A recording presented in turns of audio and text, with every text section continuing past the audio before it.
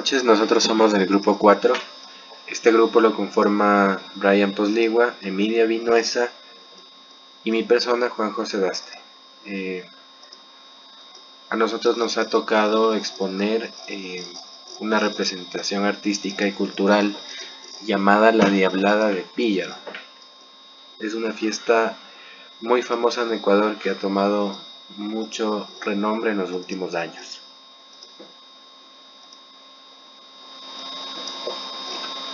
Vamos a hablar de su ubicación. Se encuentra en la provincia de Tungurahua.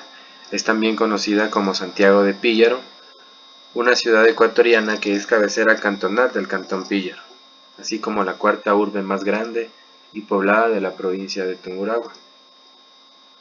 Está ubicada a 12 kilómetros de la ciudad de Ambato, en una hermosa planicie en el sector centro del callejón interandino. Está compuesto por 9 parroquias que albergan aproximadamente 40.000 habitantes. Su tierra fértil ha promovido la agricultura como una de sus actividades principales, así como también la ganadería. El cantón tiene un alto potencial en atractivos turísticos, naturales y culturales, empezando por la biodiversidad del Parque Nacional Yanganates, uno de los más importantes de la provincia. Vamos a hablar ahora sobre el origen histórico y sus antecedentes. Esta festividad nace del rechazo de los indígenas hacia las festividades religiosas españolas específicamente. Asumen la imagen del antagonista de esta religión, en este caso el diablo, con el objeto de notar su incomodidad con respecto al maltrato del que eran blanco día tras día. Vamos a profundizar un poquito esto para aclararlo un poco más. Podemos decir que la diablada es una manifestación de carácter cultural que se ha venido desarrollando desde la época de la colonia.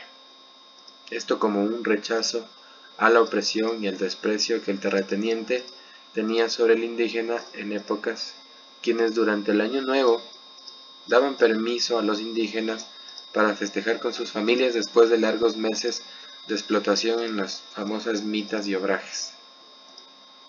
Estos, a manera de repudio contra sus patrones de sus prácticas religiosas, se vestían de diablos y daban rienda suelta de sus festejos. El diablo, un personaje que llegó a América con la religión católica, representaron para el indígena la liberación de toda represión física y mental de la que eran víctima por parte de los colonizadores y sus ideas evangelizadoras, de tal manera que era el único día del año en que el indígena podía hablar de una libertad absoluta, puesto que representaba una forma de liberarse, una expresión cultural. Ya hablamos del personaje principal de esta fiesta cultural, pero es importante también no dejar pasar a otros protagonistas. Los guarichas en este caso representaban a las mujeres que andaban por ahí, provocando y tratando de enamorar a los hombres. Se les conocía también vulgarmente como carichinas, nombre que se le da a las mujeres que descuidan su hogar. Ellas llevan consigo un muñeco símbolo de sus hijos mal cuidados. Muchas veces son representadas por hombres vestidos de mujer. En épocas pasadas existía una rivalidad entre las parroquias por demostrar su poderío y superioridad. Muchas de estas terminaban en enfrentamientos. Hoy es una práctica pacífica y cultural. Otro de los personajes en esta fiesta cultural es el capariche. Es un personaje disfrazado que forma parte de las alegres comparsas que se realizan a lo largo del callejón andino, con ocasión de las fiestas que contempla el calendario de celebraciones populares de nuestro país. Este personaje, por lo general, flanquea al resto de participantes y avanza junto al grupo de danzantes. Se los reconoce por su vestimenta modesta, usan poncho, alpargatas, sombrero y sobre todo por la rudimentaria escoba que llevan al hombro y que sirve para completar los ademanes de barrer la calzada y los pies de los espectadores de toda edad. Algunos estudiosos afirman que el capariche representa al aborigen barredor de las calles públicas en las grandes y pequeñas ciudades, durante la colonia y los primeros años de la República. Vamos a hablar del traje y de los accesorios. Como una pequeña introducción, el traje en su conjunto es una verdadera obra de arte. Los artesanos con meses de anticipación los realizaban únicamente bajo pedido.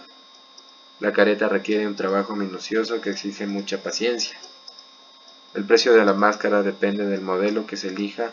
Las más costosas son las que tienen cuernos reales de venado, chivo y res, y las convencionales que se las elabora con alambre. Los dientes son elaborados generalmente con colmillos de jabalí. Existen muchos artesanos pillarenses que se dedican a la creación de estas máscaras. La construcción de una de ellas puede tomarles hasta 6 meses aproximadamente. Vamos a hablar de la vestimenta y qué representa, ¿no? La máscara es un artículo de intimidación hacia el opresor.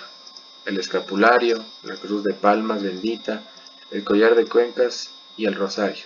Estos son símbolos del clero contra el que se rebelaron. La camisa, el pantalón, la capa roja y las alpargatas.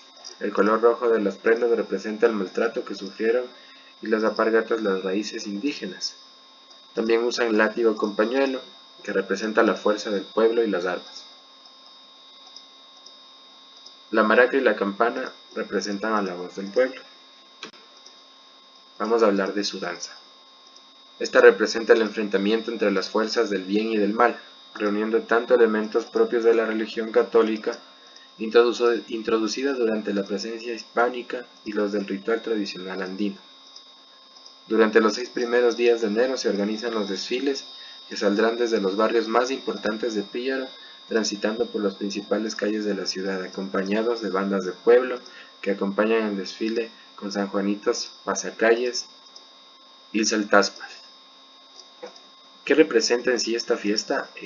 Bueno, esto es el punto más importante para mí. Son expresiones artísticas y culturales reflejadas en festividades como la Diablada, que atrae miles de turistas tanto nacionales como extranjeros.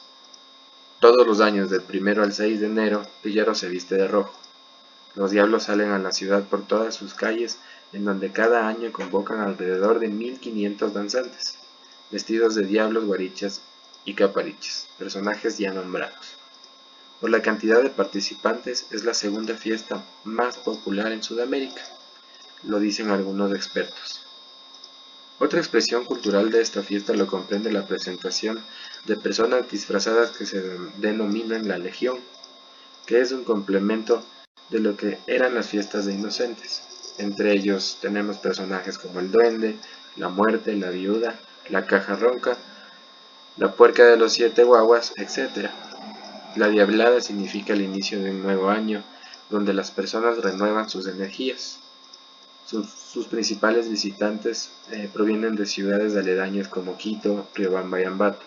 Pero es importante decir que existe una creciente acogida de turistas de la costa ecuatoriana y varios extranjeros. Para finalizar, es importante también incentivar a nuestra gente que primero conozca los rasgos culturales de nuestro país, sus costumbres, su cosmovisión y todos los paisajes que nuestro país puede ofrecer, con una variedad de climas y de paisajes.